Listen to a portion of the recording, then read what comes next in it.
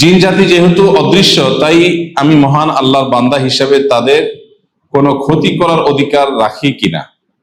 দুষ্ট জিন যদি আমার ঘুমের মধ্যে বিরক্ত করে বা অন্য কোনোভাবে ক্ষতি করে, তাহলে পরিত্রাণের উপায় কি?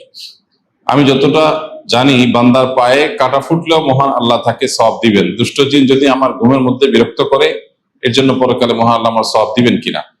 অনেকগুলো প্রশ্ন একসাথে করেছেন। প্রথম প্রশ্ন উত্তর হলো যে আল্লাহর সৃষ্টি হলেই তাকে কষ্ট দেয়া যাবে না এমন কথা নাই। আল্লাহ যদি কোনো সৃষ্টিকে সৃষ্টি করেন যেটা দিয়ে মানুষ উপকার হাসিল করবে, যেমন আল্লাহ তাআলা হালাল প্রাণীগুলো সৃষ্টি করেছেন মানুষের খাদ্য হিসেবে, অতএব তাদেরকে জবে করে খানা খাওয়া হালাল।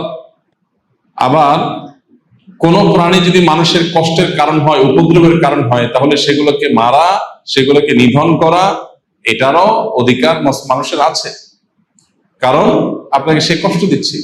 আর যদি কোনো প্রাণী আপনার কোনো কষ্ট না দেয়, কোনো ক্ষতি না করে, অহেতুক আপনি তাকে মারলেন, ক্ষতি করলেন, কষ্ট দিলেন, তাহলে সেটা অবশ্যই আপনার জন্য মাজমুম বা নিন্দনীয়, নিষিদ্ধ কাজ। অতএব কোন জিন যদি আপনার ক্ষতি করে, তাহলে সেই ক্ষতি থেকে বাঁচার জন্য আপনি আত্মরক্ষামূলক কাজ করবেন, সেটাই স্বাভাবিক।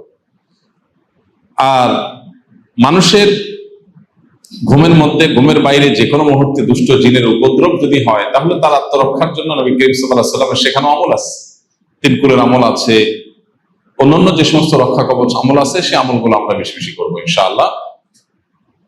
এবং কোনো বিপদ যদি হয়, অনেকে আছেন যে ব্ল্যাক ম্যাজিকের কারণে কষ্টে আছেন, অনেকে আছেন দুষ্ট জিনের উপদ্রবের কারণে কষ্টে আছেন, এবং এই কষ্টটা এত বেশি যে আসলে এই কষ্ট থেকে পরিত্রাণের উপায় অনেকে খুঁজে পান না। এবং অনেক সময় দেখা যায় কষ্টগুলো মাত্রাতিরিক্ত, অনেক বেশি, অনেক কষ্ট। পরিবারের কেউ জিনে আক্রান্ত, দুষ্ট জিনে সওয়ার হয়েছে তার উপরে, কিংবা কোনো সেহের বা ব্ল্যাক ম্যাজিক করা হয়েছে কারোর প্রতি, তখন দেখা যায় যে ওই পুরা পরিবারের মানুষের ঘুম হারাম হয়ে যায়, পেরেশানি কোনো শেষ থাকে না।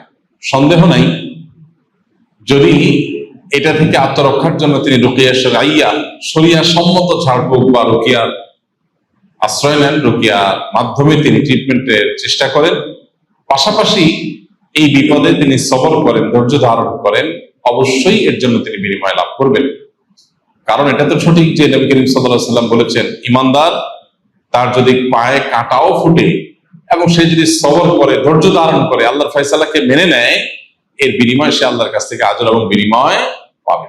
এই জন্য যদি কেউ এরকম দুষ্টজিনের উপদ্রব কিংবা সেহেরের শিকার হয়ে কষ্ট পায় এবং সে সবর করে, ইনশাআল্লাহ সে আল্লাহর কাছ থেকে আজর লাভ করবে।